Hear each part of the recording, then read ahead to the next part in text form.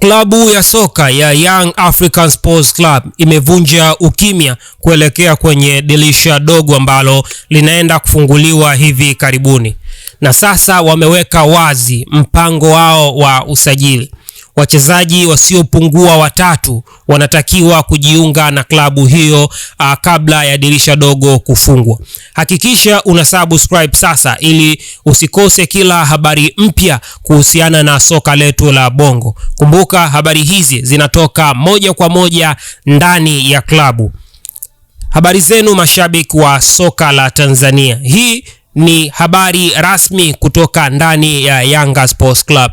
Klabu ya wananchi imeeleza wazi kuwa inaingia kwenye dirisha dogo la usajili ikiwa na mpango maalum wa kufanya maboresho kwenye kikosi chake kuelekea nusu ya pili ya msimu wa Ligi Kuu Tanzania Bara.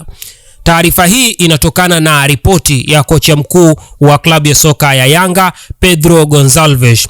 Ripoti hiyo imeainisha maeneo mahususi yanayohitaji kuimarishwa ili kuongeza ushindani, ufanisi na uimara wa kikosi kwa ujumla.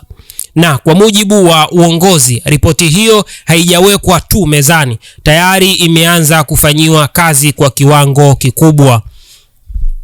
Afisa habari wa klabu ya soka ya Yanga, Ali Kamwe, amethibitisha kuwa utekelezaji wa ripoti ya kocha Pedro umefanyika takribani kwa 85%. Kamwe anaeleza kuwa mambo yanaendelea vizuri na uongozi wa klabu unahakikisha mahitaji ya benchi la ufundi yanazingatiwa kabla ya kukamilisha usajili wowote ule. Ingawa hakutakuwa na majina ya wachezaji wanaolengwa, Kamwe amekiri kuwa mazungumzo yanaendelea na baadhi ya nyota. Miongoni mwa majina yanayozungumzwa ni mshambuliaji Laurindo Dilson Maria Aurelio maarufu kama Depu, jina ambalo tayari limeanza kuwasha moto kwa mashabiki wa klabu ya soka ya Yanga.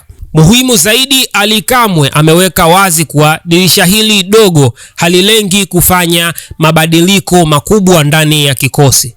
Lengo ni kuboresha pale panapohitajika, kuongeza nguvu na kuleta ushindani wa ndani kwa wachezaji waliopo tayari. Yanga inatafuta wachezaji watakao kuja kuongeza ubora, si kuharibu muhimili wa timu uliopo. Na kauli yake iko wazi kabisa. Ali Kamwe amesema, na hapa ninanukuu, tutasajili wachezaji wasiopungua 3 kulingana na ripoti inavyoelekeza. Hili si dirisha la kubahatisha. Tunasajili wachezaji watakaoisaidia kufikia malengo ya klabu na kuongeza ushindani ndani ya kikosi. Kwa ufupi, hali halisi ni hii. Yanga Sports Club ipo makini, ina mpango na inafuata ripoti ya kocha wake hatua kwa hatua. Hakuna pressure, hakuna haraka isiyo na mpango. Ni usajili wa kuongeza ushindani na kuimarisha timu kuelekea nusu ya pili ya msimu. Mashabiki wa Yanga, macho yote yanaendelea kuwa jukwaani. Dirisha dogo bado lina mambo mengi, lakini nikukumbushe tu, kama bado haujasubscribe, bonyeza maneno yaliyoandikwa subscribe chini ya video hii.